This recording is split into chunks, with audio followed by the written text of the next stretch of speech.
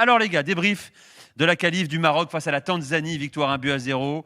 Brahim Diaz à la 63e minute de jeu. Bon, Elton, on était ensemble au stade. Regragui lui dit notre équipe n'a pas été à son niveau, à son réel niveau. Mais quel est le niveau du Maroc? On ne sait toujours pas pour l'instant. Et quel est le réel niveau du Maroc sur les 2 dernières CAN? Parce que on parle d'un Maroc encore plus à domicile, qui est dans la souffrance pour moi. Le Maroc qui en première période, ça se voyait clairement qu'on était sur un nouveau tournoi. Hier, on était avec Nasreddine, on a souvent évoqué le match 4 du Maroc qui était quand même compliqué avec 3 exemples. 2019, 2022, la victoire contre le Malawi et donc le match contre l'Afrique du Sud. Ce match n'a pas dérogé à la règle. On a encore vu un Maroc qui, sur la première mi-temps, ça a été compliqué. Par contre, sur la deuxième mi-temps, je pense qu'il y a beaucoup plus d'enseignements positifs à tirer.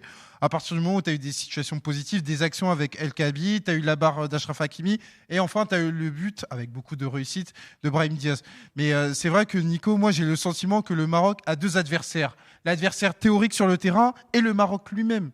Parce que au fur et à mesure où on va avancer dans la compétition, on va avoir un Maroc qui, dans les moments de tension, comment le Maroc va réagir? Et moi, c'est ce qui m'intéresse. C'est intéressant ce qu'a dit Regragui. Il a fait un parallèle historique pour rassurer les inquiets, qui est assez bien vu. Il dit ok, on a souffert jusqu'à la dernière minute, mais rappelez-vous la France championne du monde 98 en 8e de finale. On en a parlé pendant le match, le France-Paraguay, 8e de finale, éprouvant, terrible. Sauf que là, il y a eu prolongation et but en or. Il dit voilà, rappelez-vous l'Italie aussi au tir au but en quart. Cette CAN peut ressembler à ça pour nous. C'est vrai que finalement, une CAN, ça peut ressembler à ça aussi. Oui, Une victoire finale, ça peut ressembler à un parcours du combattant où tu n'es pas très beau, mais tu arrives à aller au bout, quoi. Sauf qu'ils ont un statut au début de cette compétition que n'avait pas la France, que n'avait pas d'autres équipes. Ils ont quand même. On reste sur une demi-finale à la dernière Coupe du Monde.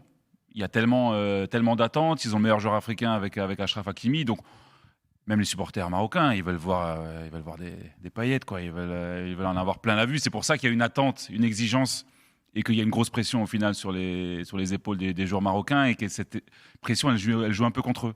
Parce que s'ils ne se rendent pas le match facile, tout de suite, on sent presque de la défiance descendre des tribunes. Et ils se mettent la pression, ils subissent des situations face à un adversaire qui doivent plier normalement 3-4-0 dans un monde idéal. Et surtout dans une compétition où vous êtes censé un petit peu progresser à chaque étape. Et on ne voit pas de progrès énorme en termes de contenu. Je parle sous ton contrôle, Elton. Non, pas du tout, je suis pas d'accord avec toi.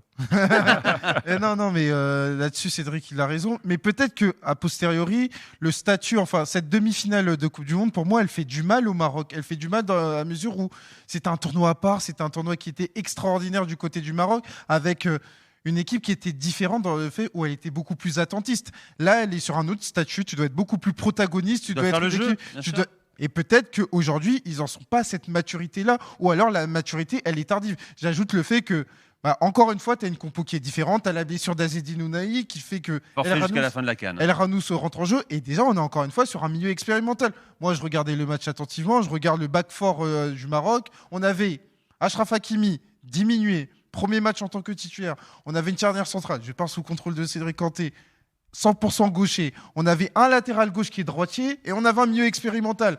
Tu mets ça bout à bout, tu te dis, mais comment tu veux que cette équipe elle soit compétitive, elle puisse imprimer un rythme sur un match, encore plus sur un 8e de finale? Ouais, après, c'est quand même un adversaire qui est censé être à sa portée. On s'attendait à un match facile. Il y a eu des matchs un peu poussifs lors du premier tour. Il y a beaucoup d'attentes. Et c'est vrai que ce but tardif de Brahim Diaz, c'est pour ça que dans ce sondage, 50% sur le quart de finale face au Cameroun, il n'est pas... je ne suis pas surpris. Il n'est pas scandaleux pour toi? Non, mais parce que le message envoyé, ce qui est renvoyé par cette équipe du Cameroun et ce qui est renvoyé par cette équipe du Maroc, on est à la CAN. On rappelle que l'engagement et puis aller chercher justement cette réussite. Je trouve que les Camerounais sont plus dans le thème que les Marocains. Alors, on va commencer par ce qu'a souri au Maroc aujourd'hui. On va parler d'Hakimi, bien sûr. Sa première titularisation. Il avait joué 26 minutes pour l'instant dans cette CAN. Nous, on se faisait la réflexion, Elton, pendant le match, pendant la première période surtout. On ne savait pas. Soit il avait mis le frein, prudent, il s'observait, il se testait. Soit on avait un Hakimi à 40-50% de ses possibilités, et avec peut-être des inquiétudes pour la suite de la compétition. A priori, vu sa deuxième période, exactement, on se dit, on a la confirmation que le gars d'abord a observé, il s'est testé, il a compris qu'il pouvait ensuite lâcher les chevaux. Ouais, je suis d'accord. Moi, sur la première période, j'étais quand même inquiet. Je me disais de manière très logique, il n'était pas forcément prêt et toujours pas à 100%. Mais par contre, en seconde période, c'est vraiment l'un des tauliers de cette équipe. Et je pense que dans ce Maroc, pour moi, c'est le symbole d'un Maroc qui, mentalement, en seconde période, n'a pas failli. Justement, il y a eu un pas en avant et il a incarné ce pas en avant avec beaucoup plus de courses, beaucoup plus de danger à l'image de cette frappe sur la barre. C'est quand même encourageant d'avoir Achraf Hakimi. Je te dis pas qu'il monte en puissance, mais qui se rassure en se disant, je peux terminer un match parce qu'à un moment donné, je me suis dit, il va sortir. Il n'en a rien été. Bon, tiens, je vais accueillir Samir, au 32-16, supporter marocain qui nous écoute en ce moment. Salut Samir. Salut les gars. Bienvenue dans l'After Can, on est heureux de t'accueillir. Alors, je lis ta fiche là, apparemment, tu es avec un client, tu es chauffeur VTC, c'est ça? Avec un client camerounais dans ta voiture.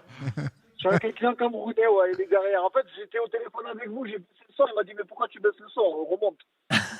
Donc du coup, j'étais obligé de remonter le son. Bon, alors, t'en as pensé quoi de la qualif, toi, de ce match face à la Tanzanie, 1-0?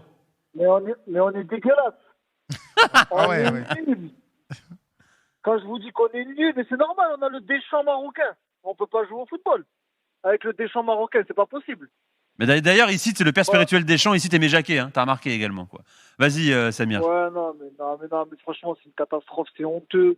L'arbitrage, il est honteux de A à Z. Les joueurs de la Tanzanie doivent finir à 9. Il y a pénalty à la fin. Au moins, c'est équilibré, au moins. Tu reconnais quand même qu'il y a pénalty à la fin pour la Tanzanie. Mais non, mais même Gilbert Montagnier, il sait qu'il y a pénalty à la fin. Il faut arrêter un peu. On fera le débrief après du pénalty. Non, d'abord, Samir, sur le contenu d'abord. Non, mais on est nuls depuis le début de la CAN. On est là parce qu'on est à la maison et parce qu'on a des individualités.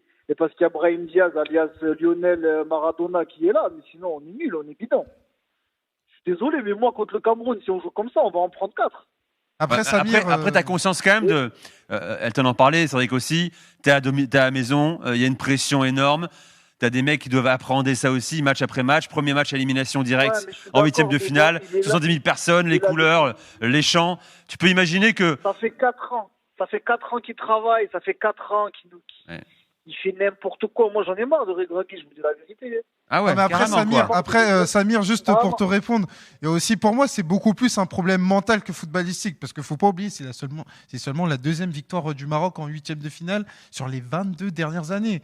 Donc c'est un Maroc 2004, je sais, ouais, mais voilà, donc c'est un Maroc qui pour moi doit redevenir compétitif. C'est un Maroc qui justement, je viens de l'évoquer, on est davantage sur de l'expérimental, parce que tu joues quand même de malchance avec des blessures qui perturbent ta dynamique collective. Et ça, c'est un élément à prendre en compte. Ajoute à ça que pour moi, on parle très peu de la Tanzanie, mais la Tanzanie, quelque part, tu les as aussi beaucoup affrontés ces dernières années. Et peut-être que la Tanzanie, ça leur a servi en se disant, au final, nous, on est décomplexés, on les a déjà joués régulièrement, à l'image de la dernière CAN, et que nous, on est sur un huitième de finale. Après une qualification historique, on n'a rien à perdre. Ouais, après, on reste sur une compétition quand même. Attends, Samir, je te rends la parole dans un instant. Vas-y, Cédric. Ce que les gens oublient, c'est que c'est une compétition. Je pense que c'est la compétition la plus indécise au monde, en fait. Et c'est bien pour ça que les équipes du Maghreb, à part le triplé égyptien, ils ont quand même beaucoup de mal, notamment à affronter les équipes subsahariennes. C'est un autre football avec une équipe marocaine qui s'est un peu européanisée, sans doute, et qui, dans les impacts, dans le rythme, on va s'en apercevoir face au Cameroun, a peut-être un déficit. Et puis, on parlait d'Achraf Hakimi, on parlait quand même du meilleur joueur africain, mais sans doute un des meilleurs joueurs du monde. Bien sûr. Donc, un Achraf Hakimi à 100%. Qui est aussi le détonateur de cette équipe, qui offensivement fait des choses exceptionnelles. L'avoir ou pas l'avoir, ça change aussi le visage d'une équipe. Clairement, on l'a vu aujourd'hui. Dans son rôle de leader également, son attitude. C'est lui qui a replacé à chaque fois ses coéquipiers. Samir, reste avec nous. Je veux qu'on écoute justement Regragui sur Hakimi, sa première titularisation dans le début de cette CAN. Qu'est-ce qu'il en a pensé? Écoutez le sélectionneur du Maroc. La vérité, c'est que le meilleur d'Achraf, on va le voir plus, je pense, en quart de finale. Aujourd'hui, c'était un match où il fallait qu'on prenne le risque qu'il joue 90 minutes parce que le rythme de la compétition, tu peux travailler comme tu veux, c'est le rythme de la compétition. En plus, il rentre dans un match à élimination directe où il y a beaucoup de tension, mais ce qu'il a fait, c'est extraordinaire. Revenir comme il l'a fait, il avait promis qu'il reviendrait pour cette CAN. Il est là, c'est notre capitaine, il va monter en puissance. Aujourd'hui, il a grandi pendant le match, il a retrouvé un peu ses repères, encore des repères à trouver avec Brahim, avec le milieu qui jouera de leur côté. Aujourd'hui, c'était Bilal. Mais on est content d'Achraf, en tout cas, voilà, c'est notre leader. Je suis très fier de lui aujourd'hui. Il a raison de le dire. Il fait une grande deuxième période. Il y a le centre également pour El Zouli qui doit faire but. Il y a la barre sur le coup franc. Et la dernière passe, c'est pas une passe décisive pour Brahim Diaz, pour Achraf Hakimi. Il confirme que voilà, il monte en puissance. Il a joué tout le match d'ailleurs. Étonnant peut-être. Hein. Il a joué 18 minutes. Samir. Comment ? Le gardien, il va rentrer chez lui en Tanzanie, là.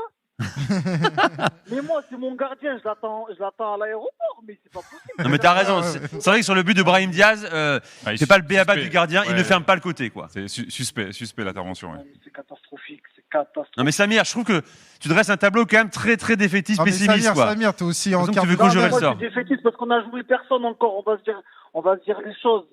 On a joué qui ? Honnêtement, on a joué le Mali. Le Mali, bon, c'était costaud. Regardez le Mali. Ils ont joué contre les Tunisiens, les pauvres, ils sont passés, on ne sait pas comment ils sont passés, mais on a joué qui contre Si, on le sait. Samir, il est venu. Samir, il est venu en mettre à tout le monde, quoi. Non, sans te manquer de respect, Cédric, parce que c'est pas ce Mali-là où t'as joué, c'est pas vrai. Ah bah non, je te confirme. Le football, ça n'a rien à voir. Hein. Ça n'a rien à voir. T'étais dans le Brésil à côté, toi. Bon, Samir, tu nous rappelleras avant le quart de finale contre le Cameroun. De toute façon, je suis avec vous vendredi soir. RMC m'a offert 2 places, donc je serai là. C'est génial, mais tu passes au Riyad alors. Faut passer, faut que tu passes. Là, ouais. Je serai là, je serai là, ouais. Parce que j'ai l'impression que t'es un phénomène, on a envie de te voir en vrai quand même, quoi. Hein, Samir ? Je suis quelqu'un de la maison, tu sais. J'ai vu Thibaut, j'ai vu Nico, bon, ils sont plus là, mais. Nico Villas, Thibaut Jean-Grande. Najib, c'est le sang, Najib. Ah, Najib, c'est le producteur, Najib, c'est le sang, carrément. Bon, c'est la famille alors. Et Samir, je peux te poser une question ? Vas-y. T'as quand même aimé quelque chose dans le match du Maroc ? Juste au cas où. Brahim Diaz. J'ai aimé quand il a sifflé la fin du match. C'est un one-man show. Non, mais sans déconner, les gars, Massina. Mais il a quoi dans la tête ? C'est pas possible. Tu parles de la faute qu'il fait là. On dirait Araujo, franchement. C'est catastrophique. Bon, Samir, tu sais quoi merci. On va faire une évaluation dans un instant. On va venir sur les individualités marocaines ce soir. Je vais finir le débrief avec mon client camerounais. Ça marche, bah vas-y. Hein. Tu nous passeras une autre fois, il pourra nous appeler lui aussi. Pour vendredi. Bon, à bientôt, Samir. Elton, il faut gagner mardi. Évidemment. Mais à qui tu le dis ? Oui, il faut gagner. À qui tu le dis ? Bah évidemment que ce sera fait. T'inquiète pas. Allez, ciao Samir, tu reviens quand tu veux. Ciao les gars. Écoute le débrief, on est là jusqu'à 1h30 du matin. Tiens, avant de faire une première pause et de faire une évaluation de la prestation des Marocains tout à l'heure, je vous rappelle, vous pouvez gagner 8 places. On joue sur RMC. RMC vous offre vos places pour la CAN. Et pour la troisième place, le match pour la troisième place, 17 janvier, 17h Casablanca, on est ensemble jusqu'à 1h30 du matin, également sur la chaîne Afterfoot TV, sur YouTube également. Vous êtes nombreux à nous suivre, envoyez vos messages, je vais en lire quelques-uns, des questions aussi. Supporters marocains, camerounais, on parlera de votre sélection qualifiée pour les quarts de finale de la Coupe d'Afrique des Nations. Toujours avec Elton Mokolo, Cédric Kanté, on a 2 nouveaux invités qui nous ont rejoints. Yanis est avec nous, salut Yanis. Bonsoir à tous. Supporter du Maroc, je vous dis pour ceux qui nous écoutent à la radio, tu portes la tunique rouge et verte. J'étais au stade, donc je devais montrer mes couleurs. Quel joueur derrière ? Non, c'est pas floqué. J'aurais mis Ounahi si je pouvais. Yanis qui est déjà venu nous voir à Abidjan il y a 2 ans pour la CAN, pour l'After CAN notamment. Et on a Saïd également. Ça va ? Ça va et toi ? On te connaît quand même. Un petit peu. On peut passer par RMC quand même quelques fois.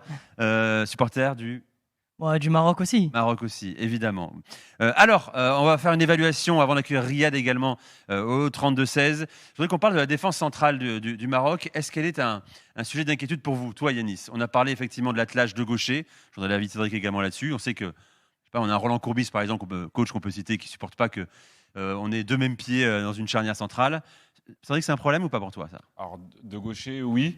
Après, on peut peut-être expliquer pourquoi. Oui, vas-y. Parce que ce que j'expliquais avant en off avec Elton, c'est souvent quand on est jeune et défenseur central gaucher, on est souvent aussi latéral gauche.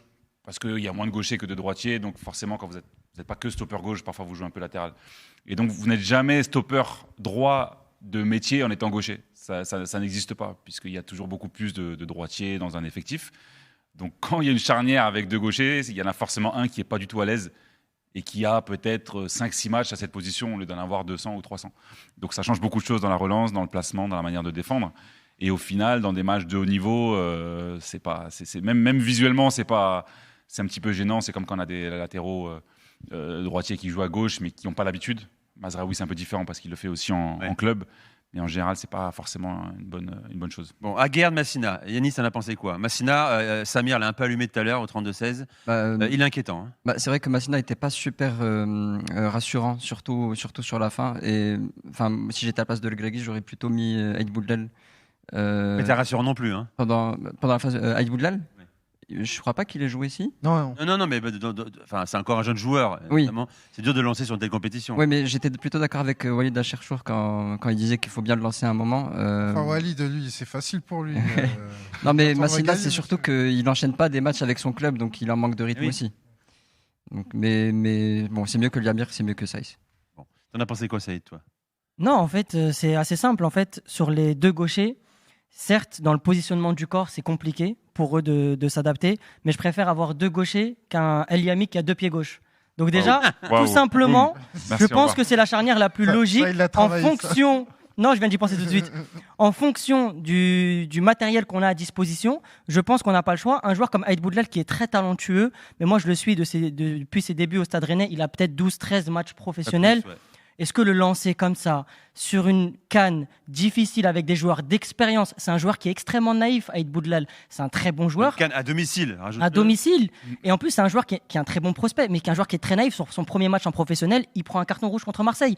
Donc, je pense que c'est pas un cadeau pour lui, c'est même un cadeau empoisonné de le lancer comme ça. Si on avait voulu le tester, on l'aurait testé en phase de poule. Regragui n'a pas fait ce choix-là. Donc, je pense qu'aujourd'hui, la meilleure charnière possible, elle n'est pas très sexy, je vous l'accorde, mais c'est Massina Aguerd. Moi, celui qui me déçoit le plus entre les deux, c'est que Aguerd, il joue encore avec une blessure, une pubalgie qui laisse traîner, et donc il n'est pas au niveau auquel on l'aurait espéré.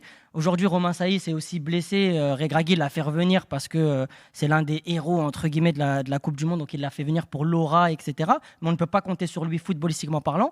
Et Aguerd, aujourd'hui, c'était lui qui devait être ce patron-là de la défense, mais physiquement, il est en train de tirer un petit peu la langue.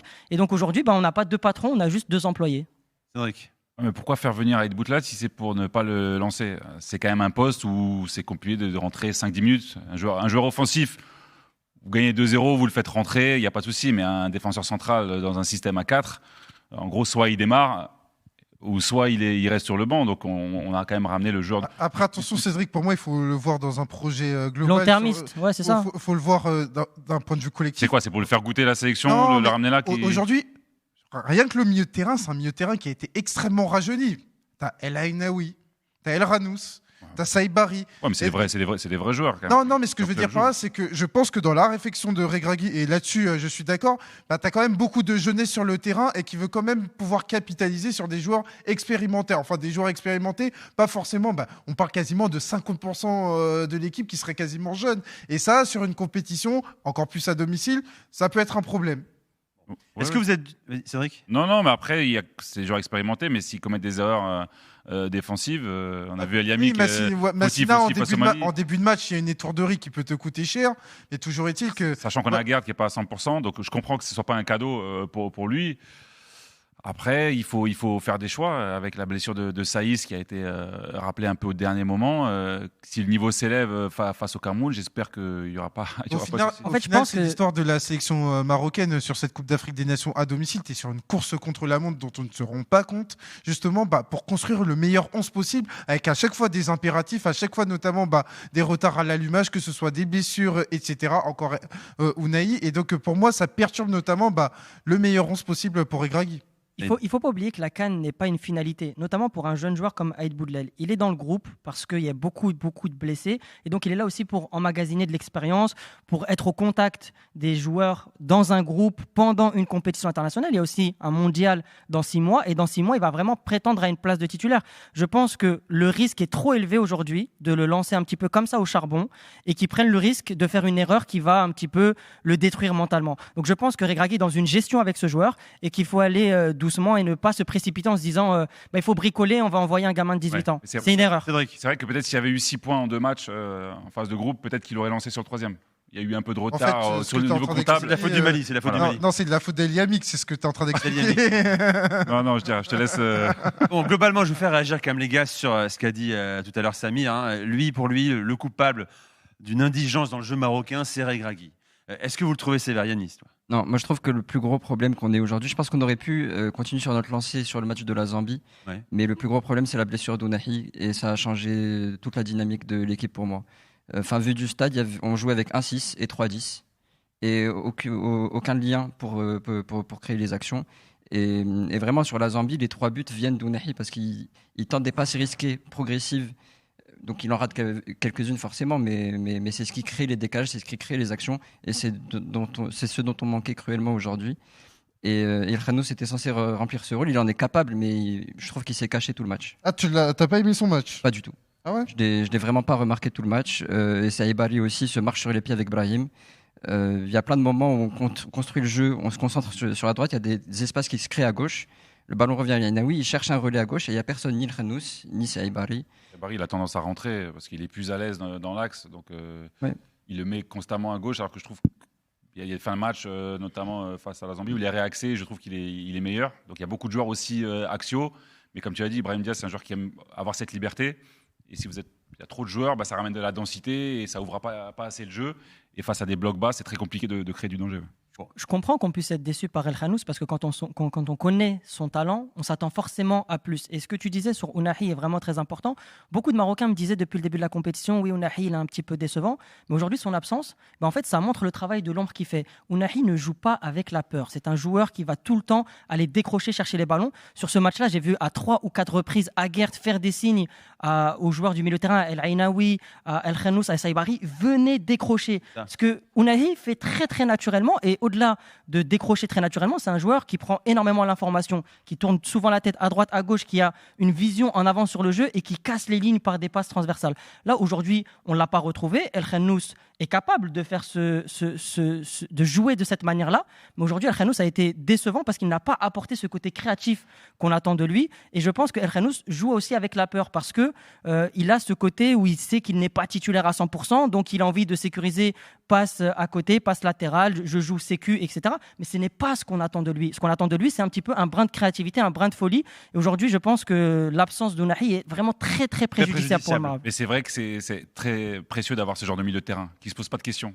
Ils vont le chercher. C'est un peu les joueurs du quartier qui n'ont pas peur d'avoir un gars dans le dos, qui savent s'orienter pour pouvoir faire cette première passe, comme tu l'as dit, faire le lien entre la défense, à moins d'avoir des super relanceurs. Mais si on a besoin de ce genre-là. Souvent, c'est des numéros 10 qui jouent plus reculés, mais du coup, ils sont tellement à l'aise techniquement que même dans la zone où il y a de la densité, ils viennent et puis ils font cette passe qui casse des lignes. Ounahi le fait dans un relâchement absolu, quoi. Ah, mais voilà, naturel. T'as bien fait Nico, au final, on l'a évoqué parce qu'on en revient toujours à ce que je dis, notamment sur le Maroc, on en revient toujours à la dimension mentale. La réalité d'Azzedine Ounahi, qui est là depuis très longtemps en sélection, enfin depuis 4-5 ans, ce n'est pas la réalité d'El Khanous, ce n'est pas la réalité d'El Ainaoui, à savoir que c'est des joueurs qui lancent entre guillemets leur aventure avec le Maroc. Il y a 3 ou 4 ans, il lançait son aventure, il a bien lancé son aventure. Non, mais ce que je veux dire, il a pas besoin de Cannes. Non, mais à côté de ça, il avait des capitaines dans le jeu. Je veux dire par là, quand tu as des référents comme Amrabat, quand tu as des référents comme Saïs, Amrabat, évidemment. Non, mais aujourd'hui, quand tu es entouré, sélection, il y a des joueurs comme ça quand ils portent la tunique de l'équipe nationale. Il est bien meilleur en sélection qu'en club. Oui, mais aujourd'hui, la différence, c'était au Qatar. Là, c'est au Maroc. C'est au Maroc avec des réalités qui sont bien différentes. Ça veut dire que si tu rates ce match-là, ça peut être un marqueur rouge dans ton CV avec la sélection. En tout cas, on a l'impression que la pression glissait sur Ounahi, forfait jusqu'à la fin de la CAN. C'est une contracture au mollet, 5 à 6 semaines d'indisponibilité pour le milieu de terrain marocain. On fera un débat Amrabat également. Doit-il être titularisé? Quand on parlait du Cameroun, mettre un peu plus de muscle au milieu de terrain face aux Lions indomptables. On va en débattre dans un instant. Tiens, je donne la parole également à Riyad qui patiente depuis un moment. Salut Riyad. Salut à tous. Bienvenue dans l'After CAN. On est heureux de t'accueillir en direct là, sur RMC. Bon, alors, ton regard, toi, est-ce que tu as une vision plus nuancée de ce match des Marocains là? Alors oui, j'ai une vision plus nuancée. Alors je ne vais pas rentrer sur la partie trop en détail sur la partie tactique et technique, mais plutôt parler en fait de tout l'environnement qu'il y a autour. Et je pense que c'est vraiment minimisé aujourd'hui. Quand on parle du Maroc comme grand favori, pour moi c'est quelque chose qui peut s'entendre, mais au niveau de la CAN, n'oublions pas que le Maroc ça n'a jamais été un favori et c'est un outsider amélioré, on va dire, puisqu'on joue à domicile. Passer les huitièmes de finale, pour nous aujourd'hui, c'est pas un exploit, mais c'est quelque chose à laquelle on n'a plus l'habitude. Ça fait plusieurs c'est vrai ça. Plusieurs CAN où on a échoué aux portes des quarts de finale. contre des pays qui étaient soi-disant inférieurs à nous. Donc ça, c'est juste à le remettre en contexte. Mais Riyad, toi, tu parles de la grande histoire du Maroc dans la Coupe d'Afrique des Nations. Là, on parle de ce Maroc précis qui a progressé avec un football qui s'est structuré ici même sur le territoire, avec une sélection qui a fait une demi-finale de Coupe du Monde, avec un sélectionneur qui a grandi, même s'il est critiqué, Riyad. Ce qui était valable il y a 20 ans, il y a 15 ans, même 7 ans encore, n'est plus forcément aujourd'hui. Quand tu dis ça, Nico, je suis d'accord avec toi. Maintenant, la Coupe du Monde 2022, c'était il y a 3 ans. C'était il y a 3 ans, le contexte était différent, on ne revient pas là-dessus. L'autre point que je voulais aborder qui me semble important, c'est la pression. La pression, elle est énorme en fait. Et je pense qu'il y a certains des auditeurs qui ne se rendent pas compte en fait de la pression qui n'est pas uniquement une pression sportive. Parce que là, ces joueurs aujourd'hui, on leur demande d'être en quelque sorte les garants des investissements que le Maroc fait au niveau des infrastructures. T'as raison, c'est vrai. Ouais, c'est vrai, c'est vrai. Et ça, pour moi, ça c'est quelque chose qui est injuste. Le sport, ça peut être uniquement, et cette équipe, elle peut être uniquement un catalyseur de toute cette vision stratégique portée par le roi du Maroc, mais ça peut en aucun cas être une finalité. Le sport, on l'aime parce qu'il y a du doute, parce qu'il n'y a aucune certitude. Bien et sûr. Quand j'entends depuis le début de la compétition et avant la compétition, on doit gagner, sinon c'est un échec, je suis désolé. Guardiola, en 2009, avec le Barça, il n'a jamais dit ça. Et j'ai jamais entendu un entraîneur dire ça, ni un président de fédération. Je le comprends, mais il ne faut pas tomber dans le populisme. Et je fais un appel à tous mes compatriotes marocains. Il faut savoir raison garder. L'équipe, elle est là. On doit être derrière eux, puisque visiblement, l'objectif, c'est de gagner. Pour tout le monde, sinon c'est un échec. Alors le jeu passe en secondaire. L'important, ce n'est pas les 3 points, c'est de passer. Donc aujourd'hui, on doit s'estimer heureux. Il n'y a rien qui est facile. Il n'y aura aucun match qui sera facile. Il faut gagner, il faut avancer. Mais la pression ne peut pas être uniquement remise sur le sélectionneur. Et je ne suis pas du tout un grand fan de son jeu. Mais il faut être honnête aussi et savoir raison garder. Voilà, ce sera un peu mon approche, et je ne sais pas si les intervenants sont d'accord. On va rebondir parce que ton intervention est excellente. Elle est pour très, le coup, très Riyad, bonne. tu abordes un thème qu'on n'a pas beaucoup abordé. Il y a la pression sportive, certes, il y a aussi la pression politique, internationale, presque diplomatique, stratégique pour la Coupe du Monde 2030, éventuellement une Coupe du Monde des clubs. C'est important. Le Maroc veut montrer, pas uniquement gagner cette CAN, veut montrer qu'il est capable d'organiser une telle compétition, et ça pèse sur 25 joueurs dans le groupe, c'est ça, et sur un sélectionneur. C'est vrai que cette stratégie de soft power démarrée il y a déjà de nombreuses années. Et on leur fait savoir aux joueurs. Hein. Et la finalité, c'est vrai, et c'est un peu injuste, et voilà, il a totalement raison. La finalité, c'est une victoire à la CAN, mais ça se décide pas. La preuve, ça fait 50 ans qu'ils n'ont pas gagné. Et il y a beaucoup de nations qui aimeraient pouvoir la gagner régulièrement, donc c'est pas si facile. C'est injuste, mais en même temps, c'est le revers de la médaille. Quand vous êtes, je sais pas, il y a des joueurs, je pense, du côté du Paris Saint-Germain, pendant longtemps, ils ont aussi eu cette pression-là d'être les premiers à gagner ou de regagner dans d'autres clubs, créer des investissements, vous acceptez les bons côtés. Des fois, ça peut paraître injuste, mais je suis d'accord, c'est minimisé parce que les joueurs n'en parlent pas, parce qu'on parle de sport, on parle du rectangle vert, mais ils ont une pression de folie, et c'est vrai que ça peut sur le terrain. On parlait d'Ounahi qui a cette nonchalance parce que c'est un joueur d'instinct. Il a son CV. Voilà, mais il y a des joueurs, peut-être même des binationaux qui connaissent pas forcément trop le contexte. Une fois qu'ils sont là, ils sont un petit peu écrasés par cette pression et ils déjouent. Alors que ce sont des formidables footballeurs. Mais il y a le football en club où on est protégé. Parfois, le football en sélection, on est un peu plus exposé et un mauvais match peut avoir de graves conséquences pour vous, sur votre famille, la façon dont vous êtes vu au pays. Cédric, c'est pour ça que pour moi, on ne peut pas mettre de côté la dimension, entre guillemets, extra-sportive, et donc cette pression qui, pour moi, peut inhiber, parce qu'aujourd'hui, on demande à ces joueurs d'être des ambassadeurs d'un Maroc dominant sur la scène footballistique. Et ça, pour moi, c'est très important. Pas seulement sur le terrain, mais dans tout ce que... En fait, c'est un casting. C'est une histoire que tu racontes, à savoir, le Maroc a vocation à être pas une nation africaine de premier plan, mais une nation mondiale de premier plan. Et aujourd'hui, c'est peut-être un statut, enfin, une histoire qui peut dépasser certains joueurs, parce que gagner, j'ai même envie de dire, ça ne suffira pas. Il faudra raconter cette histoire-là. Et c'est pour ça que je suis totalement d'accord avec Riyad. Ça peut les dépasser. Riyad, tu veux rajouter quelque chose ? Non, mais je suis totalement d'accord. Et quand vous voyez, par exemple, aujourd'hui, alors je ne sais pas s'il y a un lien de cause à effet. La famille royale. Mais la famille royale, le prince héritier, la princesse qui sont dans les tribunes, qui sont les premiers supporters, certes, ça peut ajouter de l'engouement et de la passion pour le public, mais pour les joueurs, la pression, il faut savoir ce que ça représente au Maroc. C'est quelque chose qui est énorme. Et donc, du coup, mon mot de conclusion, c'est vraiment restons soudés, puisqu'on dit qu'on doit aller gagner. On se fera les comptes à la fin de la compétition.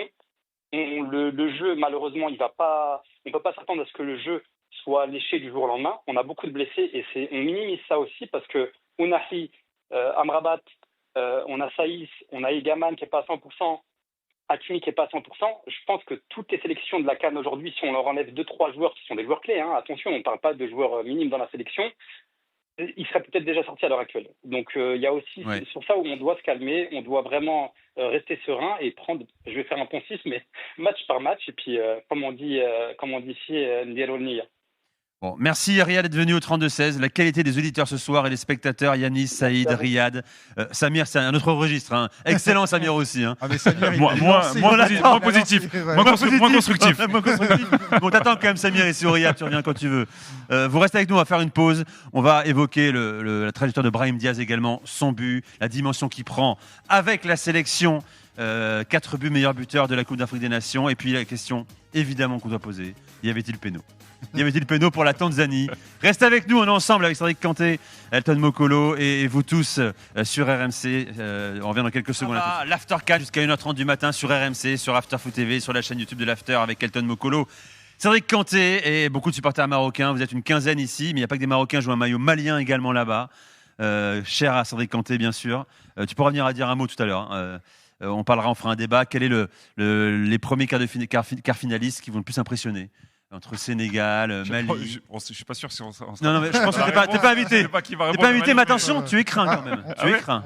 Apparemment, tu es craint. On a eu des appels hier, tu es craint. Voilà. Okay. On va en parler dans un instant. D'abord, je voudrais qu'on parle. Tiens, je vais accueillir Ismaël également, qui nous a rejoint, supporter marocain. Oui. Bonsoir à tous. Ouais, je me présente vite fait. Je suis un étudiant en licence 2 de communication et médias à l'Université internationale de Rabat. Super. Donc voilà, et merci à vous pour l'invitation. Je suis très heureux d'être ici. Écoute l'After ? Bien sûr, j'écoute l'After. Je suis du Maroc, j'habite à Casa. Donc voilà, je vis au Maroc depuis tout petit et je suis né là et je suis né ici. T'as pensé quoi de ce match ce soir ?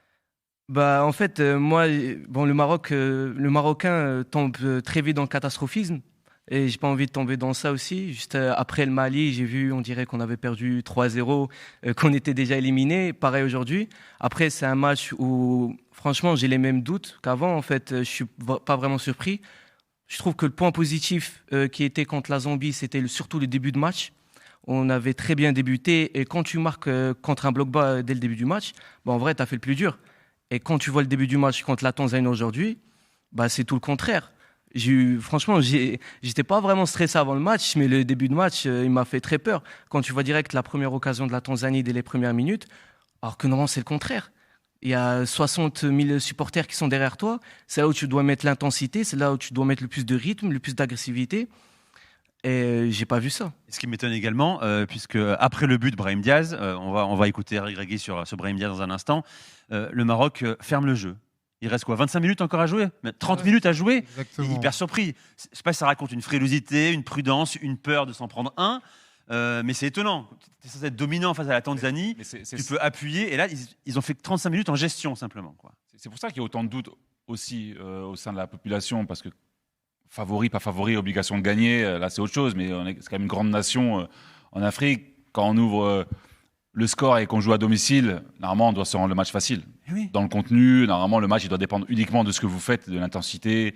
En plus, il y a quand même des changements à faire avec énormément de joueurs capables de maintenir un certain niveau. Et au-delà de ça, vous faites peur. Donc c'est vrai que les signaux envoyés sont pas hyper positifs. Au timing de l'ouverture du score, parce qu'on parle d'une ouverture du score à une demi-heure de la fin.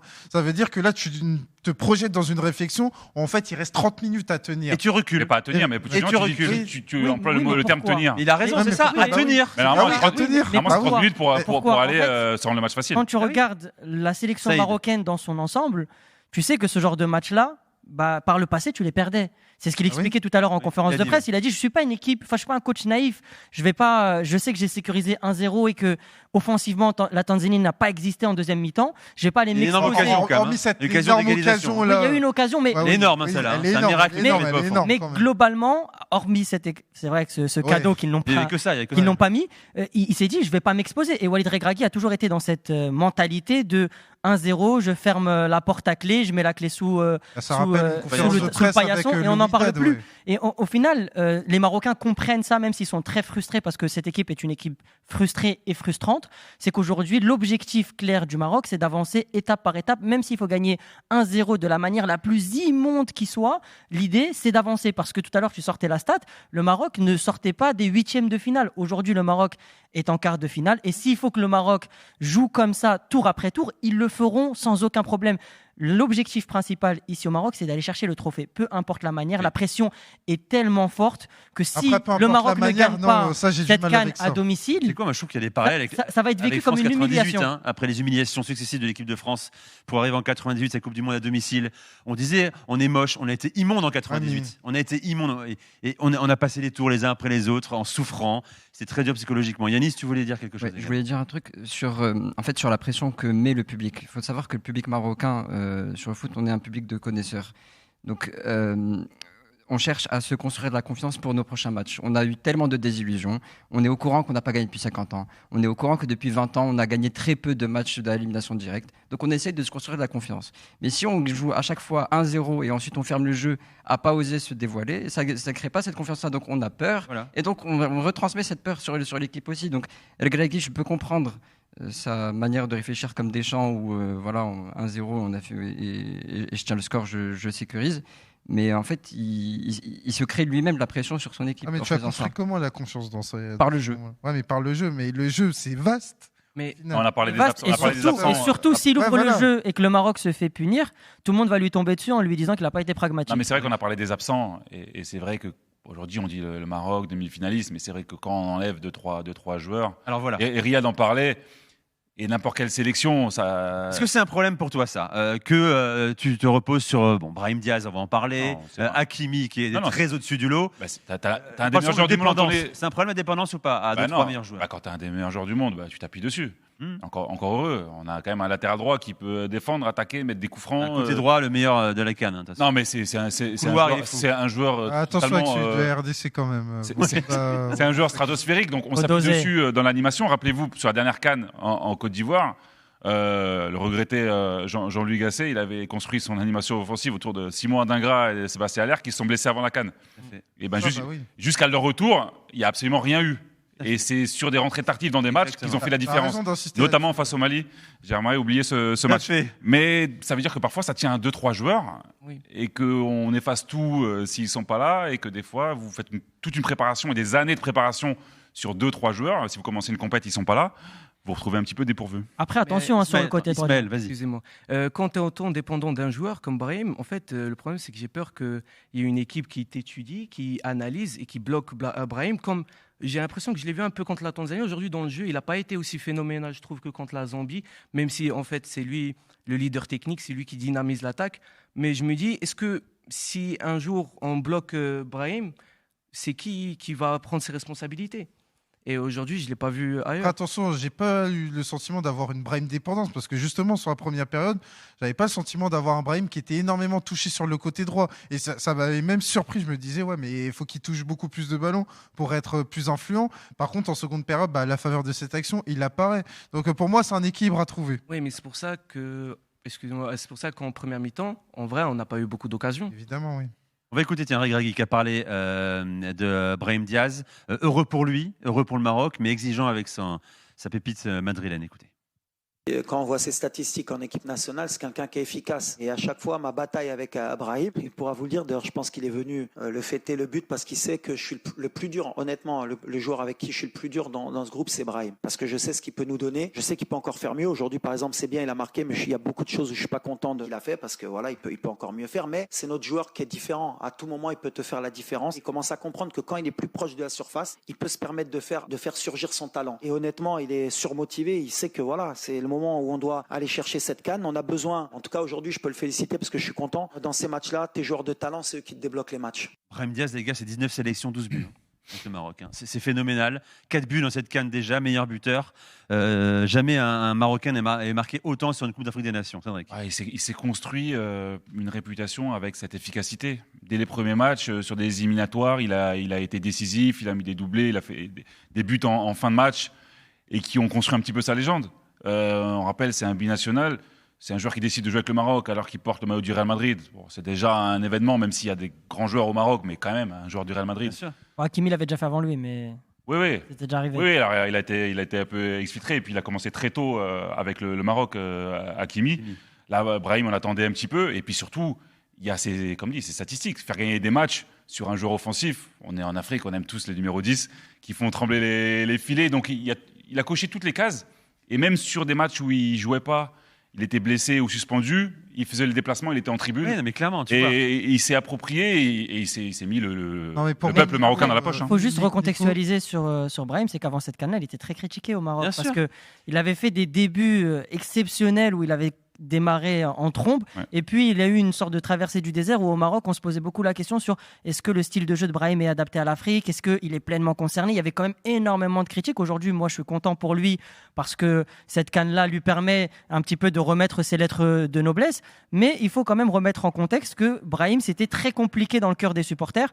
Aujourd'hui, il a pris ce leadership, on parlait de dépendance par rapport à Brahim, je dirais pas dépendance technique, parce que de la technique côté Maroc on en a beaucoup, mais c'est de la dépendance en termes d'efficacité. Aujourd'hui, c'est lui le joueur efficace du Maroc, c'est lui qui va chercher les buts, qui ramène les points. Et tout à l'heure, on parlait aussi du côté droit avec Achraf Hakimi. Moi, je mets quand même une nuance sur l'animation du côté droit du Maroc, parce que Achraf Hakimi n'est pas utilisé comme au Paris Saint-Germain. Il est sous-utilisé. Si vous avez un petit peu regardé le match d'aujourd'hui, j'ai rarement vu Achraf Hakimi aussi bas sur le terrain. D'habitude, quand on le voit sur les phases offensives du Maroc... C'est une reprise, là, pour le coup. On en a parlé tout à l'heure. Il s'est géré la première mi-temps, quand même. Il ne montait pas. Il faisait pas les courses sur les 50 premières minutes. Il s'est géré, mais je pense aussi qu'il y a de la consigne de la part de Walid Regragui. À mon avis, il joue comme il veut. Je ne veux pas dire, mais je pense qu'Achraf, il a les clés de la boutique. Sur la deuxième période, tu retrouves le Hakimi du PSG, pour le coup. Non, mais Achraf Hakimi, tu pour recentrer sur Brahim Diaz, moi, je suis un amoureux du football de sélection. Et pour moi, le défi ultime, c'est de porter sa sélection à domicile. Pour moi, c'est ce qui fait la grandeur d'un joueur. Et là, ce que fait Brahim Diaz, c'est complètement extraordinaire parce qu'on parle d'un joueur qui a un historique récent avec le Maroc et ce qu'il arrive à faire, à marquer 4 buts. Et surtout, moi, c'est une stat que j'adore énormément, c'est que sur les 4 matchs du Maroc, à 3 reprises, il marque le premier but. Celui qui fait la différence. Et pour moi, c'est très important. Et là, aujourd'hui, alors peut-être qu'on est qu'au stade des 8e de finale, peut-être que le Maroc n'est qu'en quart de finale, mais là, il est en train de se construire une stature de meilleur joueur de la CAN. Pas plus, pas moins. On verra. On parle de Carlos Baleba aussi. Il y aura un duel dans pas le match. Mal, ce jeu. Pas mal aussi ce qu'il a fait avec le Cameroun. Alors les gars, allons-y. Franchement, on a quoi? On a 1, 2, 3 supporters marocains. De manière très honnête. Un international malien et un supporter, un sympathisant, je veux dire comme ça, RDC. Est-ce qu'il y avait penalty? 94e minute de jeu. Poussette de Massina. Stupide la poussette d'ailleurs. Ça, on est tous d'accord pour le dire. Ouais. À 94e, au Maroc, chez toi, tu mènes 1-0, Tanzanie. Ce geste-là, il peut être terrible. Sur le Tanzanien Nado.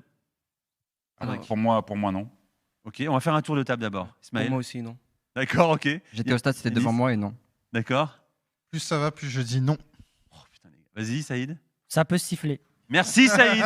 Merci Saïd. Ça peut siffler. Alors on peut dire que c'est pas un scandale absolu. Voilà. Ça siffle pas. Mais à l'inverse, c'est vrai également. Ça siffle, c'est pas un scandale du tout. Ce qui me gêne énormément dans cette action, c'est que le joueur part sur le côté, il s'exporte en dehors de la surface, il ne présente absolument aucun danger. Et moi, on s'en fout de ça. Mais moi, ce qui me gêne, justement, c'est du contexte, c'est très important parce qu'il ne présentait pas un danger de but immédiat. S'il présente un danger de but immédiat, tu peux paniquer, tu peux faire faute. Là, en l'occurrence, il sort. Pourquoi tu fais le geste qui peut inciter l'arbitre à siffler? L'erreur du joueur tanzanien, c'est qu'il se jette un petit peu avant, peut-être une seconde trop tôt, il se laisse tomber, il joue la faute. Et du coup, l'arbitre n'apprécie pas vraiment ce comportement-là et il ne sanctionne pas le Maroc. Il est quand même poussé, je le précise. Il est quand même poussé. Il est clairement poussé. Mais il se jette. Il se jette. Je suis même pas sûr qu'il se jette. Pour moi, le geste est gênant. Après, c'est un sport de contact, donc quand on anticipe trop la faute et qu'on la joue trop et que c'est trop visible. C'est vrai que toi, tu l'as fait plusieurs fois, j'ai l'impression. Tellement de fois. Voilà. Non, mais surtout le contexte. Oui. C'est un match au Maroc. Tu me dis, c'est un éliminatoire, Tanzanie, Swaziland. Je te dis, bon, vas-y, tu joues la faute, tu vas l'avoir, ton penalty. Là, je trouve que c'était un peu trop exagéré. Je l'ai vu, j'ai pas trouvé ça. Ah non, enfin, après, rien n'empêche Monsieur Boubou, l'arbitre du match, d'aller checker aussi, peut-être d'être appelé. Moi, je pense. Je pense que s'il est appelé, si c'est pas une erreur manifeste, ils vont pas l'appeler. S'il est appelé, je pense qu'il s'y penalty. Je suis pas sûr. Je suis pas sûr. Alors certains disaient sur les réseaux, mais c'était les réseaux parfois, si la même faute est dans la surface adverse à la 94e minute de jeu, qu'il y a 0-0 Maroc-Tanzanie. Non. Non. Parce que Monsieur Boubou siffle pas. Je pense qu'il siffle. Alors s'il siffle, c'est pas parce que. Oui, mais attention, une nuance, elle est très importante parce que. Il est humain, le mec. Oui, mais si il il a siffle. 70 000 Marocains dans le stade. Voilà. La pression C'est la populaire. politique à ce Il niveau. siffle parce que c'est la pression populaire. Il siffle pas parce que c'est l'équipe du Maroc et que c'est la grosse équipe. Oui. Non, Oui, mais mais le après, ça, c'est le rôle aussi du public. Le public est là aussi pour un là, petit peu. il va sortir les dossiers. Là. Kaby se fait boxer par le gardien, il n'y a pas pénalty. Voilà. Et il y a rouge sur Zelzouli. Mais non, Oh là là, attention, là, les gars, j'ai adoré voir les interventions. c'est parti. J'ai adoré l'intervention jusqu'à présent, mais là, vous glissez complètement. Il n'y a pas faute, absolument pas. Il ne touche Sur pas d'ailleurs. Kaby, je sais pas. Mais Mais en Kaby, il n'est pas Non, mais boxé. par Et en contre, plus, le Zelzouli, contact c'est est un- après la tête. Non, mais par contre, Zelzouli, c'est un attentat, quand même. sur Abdé, c'est rouge. Attentat, alors, lâchons les mots, non, la non. mesure, la nuance. Non, non, attentat. sur Abdé, par contre, c'est rouge. Et globalement, moi, j'ai pas aimé la tenue de fin de match de l'arbitre. Ça a été un rythme qui a été vraiment haché, et avec notamment seulement 4 minutes de temps additionnel. Ouais. Moi, personnellement, ça m'a surpris. Et par Oui, contre, sur l'action du penalty, je pense que pour avoir une paix sociale, enfin, des deux côtés, parce que tu as le banc de la Tanzanie, ils étaient comme des dingues. Je pense que tu aurais pu Ils sont furieux revoir ce le soir VAR. encore, les Tanzaniens. là. Tu peux voir le VAR, mais par contre, je pense que la force de l'image peut faire qu'il siffle penalty. Mais sur l'arbitrage. Bien sûr. Évidemment. tout au long de S'il la- revoit, il y a penalty. Ouais. Ouais, mais l'arbitrage tout au long de la CAN, j'ai l'impression que c'est un peu la même chose. C'est beaucoup de matchs hachés. Ils fait, sifflent ouais. un peu pour n'importe Parfois, quoi. La excès. VAR, c'est très long. Ouais. Quand il va voir la VAR, c'est très sur le hors-jeu de Sébaré. Tu sais, C'est c'est pareil en très long, Ligue ce 1. qu'ils hein, vont. Si tu regardes la Ligue 1, Ouais, Oui, j'allais dire, ouais. on a des arrêts. On n'est pas bien 4-5 placé. minutes Moi, pour je rien pour un hors-jeu de 2 mètres. Je me rappelle le match Algérie-Burkina Faso, c'était insupportable. Il arrêtait le match chaque seconde. Et je pense que l'action, elle est revue. Tout simplement, c'est que le comportement du joueur tanzanien n'est pas assez futé, et ce qui a fait que l'arbitre ne siffle pas. Mais sinon, s'il jouait mieux le coup, il aurait pu siffler. Tant mieux pour le Maroc, j'ai envie de dire en l'occurrence. Mais j'espère que Regragui a bien tiré les oreilles de Massina, parce qu'un joueur de son expérience ne peut pas se permettre de faire ça. Débat éternel. Tiens, on va faire une évaluation rapide, les gars, sans forcément développer. Taulier de ce match. Côté marocain. Une très bonne question. Taulier. Bon, j'ai comme envie de dire Hakimi pour sa deuxième période, non? Peut-être Allez, on va dire Achraf Hakimi. Hakimi. Ouais, par rapport à un retour en tant que titulaire. Taulier en tant que leader naturel sur le terrain. Moi, par rapport à un Maroc, Leader verbal aussi, oral. Quoi. par rapport à un Maroc qui aurait pu se liquéfier, notamment en seconde période. Au contraire, j'ai vu un Maroc qui a été beaucoup plus, entre guillemets, protagoniste avec Achraf Hakimi. Ouais, pour ce volet un peu émotionnel Ah, c'est ça. à appréhender. Il y a un quart de finale, il peut y avoir un début de match compliqué. Et Achraf, c'est le relais du staff sur le terrain, par ses courses, par son attitude. Il rassure un petit peu tout le monde. Et je trouvais que ça manquait un peu de caractère dans cette équipe marocaine. À la 60e, tu peux avoir le frein à main en te disant ouais, on peut prendre un but et ça peut changer le Parce qu'on tournoi. parlait de la jeunesse dans l'entrejeu, et c'est vrai qu'en général, dans l'entrejeu, c'est là où on met le rythme, on monte le caractère, et d'avoir un Achraf sur la pelouse, je pense que ça change pas mal. C'est vrai qu'il a développé une certaine aura, Achraf Hakimi, depuis qu'il est sur la pelouse. Et même quand il ne l'était pas sur les matchs précédents, on le voyait depuis le banc des remplaçants, haranguer la foule, donner des conseils à ses partenaires. Je pense que la deuxième mi-temps est en grande partie due à Achraf Hakimi par son leadership naturel. Je pense que au PSG, il a développé un petit peu cette âme de gagnant avec cette philosophie à la Luis Enrique qui, aujourd'hui, il transmet au Maroc. Et même quand il envoie son coup franc, il envoie quand même un signal positif de on est capable d'aller la chercher et il faut aller la chercher. Donc, au-delà de l'aspect sportif, parce que sur la paire de latéraux au Maroc, je ne sais pas si le sujet est prévu, mais que ce soit Salah Dine à gauche ou Mazraoui à droite, qualitativement, c'est déjà très fort. Lui, il n'apporte pas que sportivement. Évidemment qu'il apporte sportivement, mais il apporte surtout en termes de mental. Tout à l'heure, on parlait de problèmes de mental. Il apporte en termes de mental. Ouais, et le but vient de lui. C'est lui qui récupère le ballon sur la paire tanzanienne et qui lance Brahim. Tout à fait. Voilà pour le Maroc, les gars. Ce sera contre le Cameroun, donc qualifié. Victoire de buts à 1 tout à l'heure face à l'Afrique du Sud. Un peu déçu de ne pas retrouver Hugo Bross, les gars, ou pas? Parce que hier, on a eu beaucoup d'appels. Nasreddine voulait absolument Hugo Bross.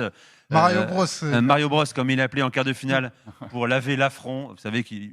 On aime bien régler nos comptes. Il a vécu un cauchemar ici, t'as l'impression, le gars, Hugo Bross. Et en plus, nous, le Maroc, on aime bien régler nos comptes. On a réglé nos comptes avec l'Espagne qui nous avait éliminés à la Coupe du Monde 2018, avec le Portugal qui nous avait éliminés à la Coupe du Monde 2018 parce qu'ils étaient dans notre groupe. En 2022, on avait réglé nos affaires. J'aurais aimé régler mes affaires avec la Bross. Rancunier. Bon. Et aussi, le Cameroun, c'est l'équipe qui nous avait éliminés en 88 quand on organisait la CAN. Ah ouais, toi, tu remontes très très loin, toi. Et donc, ça me fait très peur. Attends, j'ai une stat là que m'a envoyé Jimmy Brown, les gars, qui est un peu flippante. J'ai une stat aussi, c'est que vous, les gars, le Cameroun a éliminé 7 fois le pays hôte pendant toutes les CAN. Et ça, c'est très effrayant. La dernière, c'était le Gabon en 2017, je pense. Le Cameroun n'a jamais perdu contre le Maroc à la CAN. 3 victoires et un nul aussi, j'ai ça.